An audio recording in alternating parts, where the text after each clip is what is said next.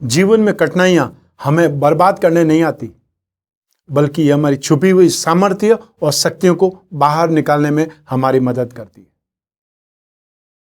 असफलता आपको तब तक नहीं मिल सकती जब तक आपकी सफलता पाने की इच्छा मजबूत है। नमस्कार, मैं हूं कमल श्रीमाली। आप सभी का बहुत बहुत स्वागत करता हूं आपके अपने चैनल में।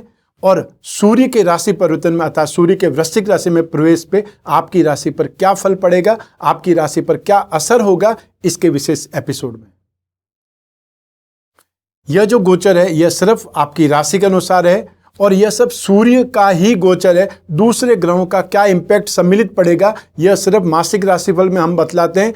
यह राशिफल या यह एपिसोड सिर्फ सूर्य के गोचर फल का ही है, यह ध्यान रखिएगा। ज्योतिष में सूर्य को नवग्रहों का राजा और जगत का पिता कहा गया है। सूर्य के बिना पृथ्वी पर मानव जीवन का अस्तित्व संभव ही नहीं है।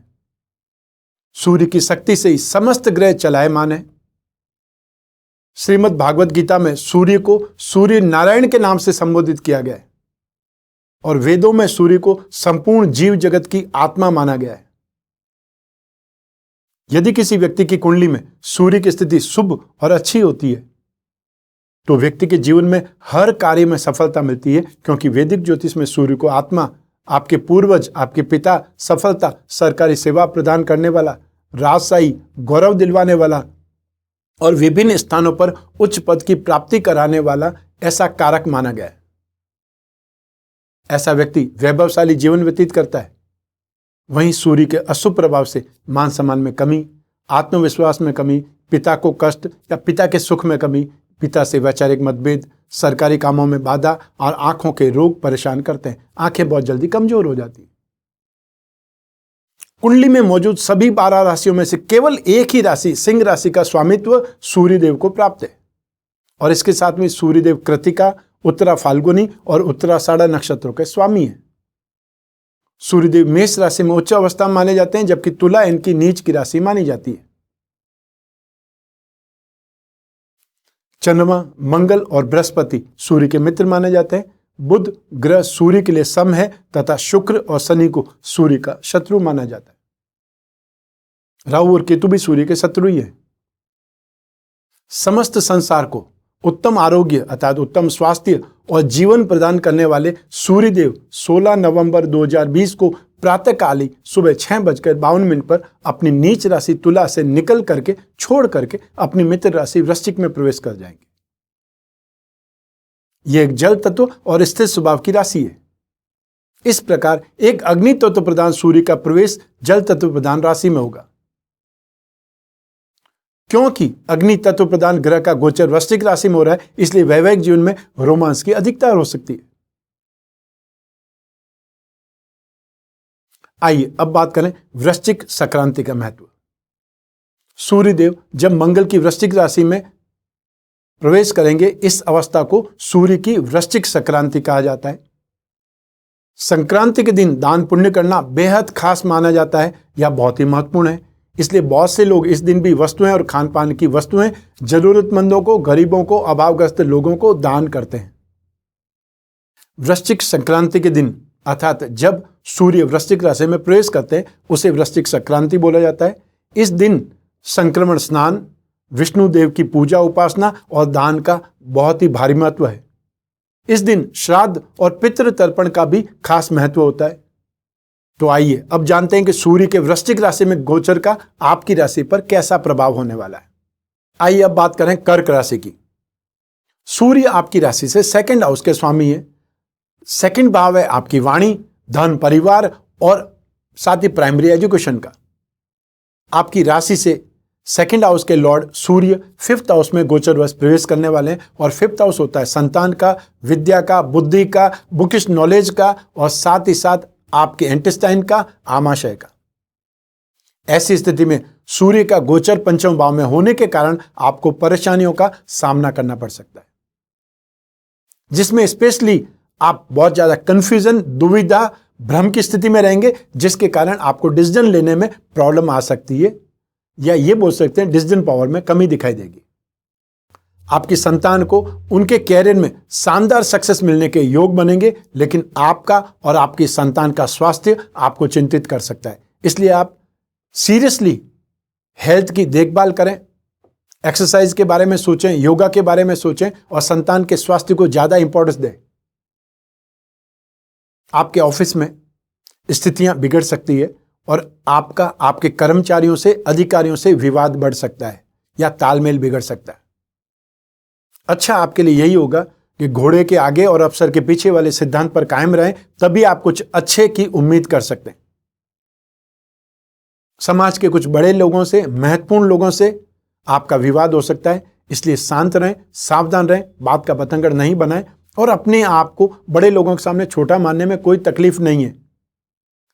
इस गोचर का कुछ पॉजिटिव इंपैक्ट भी आपके जीवन साथी को प्राप्त होगा और यदि वो खुद कोई प्रोफेशन में तो उसे फाइनेंशियली लाभ ज्यादा हो सकता है और उनके माध्यम से आपको भी गेन होगा या गेन होने की संभावनाएं बढ़ जाएगी। इस समय के दौरान जो भी आप यात्राएं करेंगे वो बहुत ज्यादा पॉजिटिव या बहुत ज्यादा शुभ फल देने वाली नहीं हो सकती, इसलिए यात्रा के दौरान, ट्रैवल के दौरान आपको ध्यान रखना है, कुछ अनावश्यक यात्राओं को आप टाल दें तो अच्छा रहेगा। हर राशि को सूर्यदेव शुभ प्रभाव ही देंगे ऐसा संभव नहीं है और हर राशि को सूर्यदेव दोषपूर्ण व्यवहार ही करेंगे या अशुभता ही देंगे यह भी संभव नहीं है। तो ऐसी स्थिति में जिन जिन राशि वालों को, जिन जिन राशि के जातकों को, लोगों को सूर्य का नेगेटिव इंपैक्ट होगा या नकारात्मक उनको प्रभाव जिनको प्राप्त होगा, उन लोगों को सूर्य दोष निवारण के उपाय करने चाहिए। और यूं भी आप यदि वर्ष भर सूर्य दोष निवारण के उपाय करते रहेंगे तो जब भी सूर्य नेगेटिव आएगा आपके ऊपर उसका असर बहुत कम होगा या नहीं होगा और जो सूर्य शुभ है उसका असर आप पर ज्यादा होगा। तो ऐसी स्थिति में सबसे पहला उपाय द्वादश आदित्य कवच धारण करने का। सूर्य 12 हैं, अर्थात हर माह जो सूर्य चेंज होता है उसका कोई न कोई नामकरण है और इसीलिए द्वादश आदित्य है, अर्थात 12 प्रकार के सूर्यों का शुभता धारण करने के लिए आप ये कवच बनवा करके धारण कर सकते हैं। और जिनकी कुंडली में सूर्य महत्वपूर्ण है, अर्थात त्रिकोण का अधिपति है, आपकी राशि का अधिपति है या आपके लग्न का अधिपति है, तो ये और ज्यादा आपके लिए बेटर हो गया, शुभ हो गया। सूर्य यंत्र के साथ में माणिक्य जड़वा करके आप लॉकेट के रूप में भी धारण कर सकते हैं।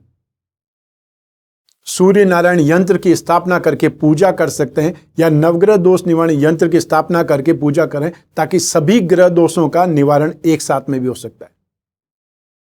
सूर्य ग्रह पिरामिड या नवग्रह दोष निवारण पिरामिड अपने जहां पर आप सोते हैं पलंग के आसपास स्थापित करना है, साइड टेबल पर या उस रूम में, ताकि आपकी माइंड, बॉडी और सोल ये तीनों ट्यूनअप हो सके। क्योंकि कोई भी ग्रह जब चेंज होता है सबसे पहले आपकी बुद्धि पर असर करता है और उसके बाद में आपके शरीर पर।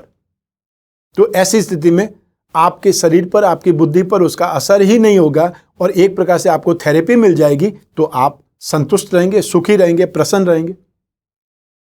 सूर्य ग्रह की शांति के लिए आप 1 मुखी या 12 मुखी रुद्राक्ष को भी धारण कर सकते हैं। भगवान विष्णु या श्री राम की पूजा उपासना करें।